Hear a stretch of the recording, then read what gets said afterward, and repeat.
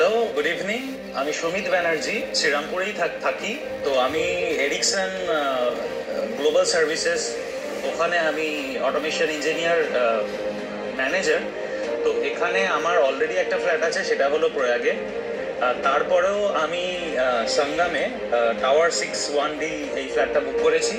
তো যাই হোক, আমরা এই কারণেই এসছি, অ্যালকবের সাথে কানেক্টেড হয়েছি প্রয়াগে থাকা সত্ত্বেও সঙ্গমে।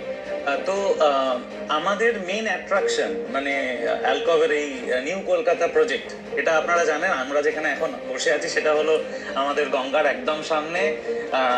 অসাধারণ ভিউ, বলবো কি, এখান থেকে একদম কলকাতা পর্যন্ত দেখতে পাওয়া যায় যখন একদম ক্লিন ওয়েদার থাকে। এবং যদি নাও থাকে, মানে বর্ষাকালের একটা অদ্ভুত সুন্দর একটা যে অনুভূতি, সেটা কিন্তু আমরা তো পাই, আপনারা যারা নতুন আসবেন তারা অনুভব করতে পারবেন। মানে এর ভিউ আউটস্ট্যান্ডিং, যে আমরা একসাথে প্রকৃতি পাচ্ছি, গঙ্গা পাচ্ছি। হ্যাঁ, সঙ্গমে specific to my own flat, সেখানে হচ্ছে যেহেতু একটা ওর পার্টিকুলারলি একটা চয়েস ছিল, সেটা হলো গার্ডেন ফ্ল্যাটস।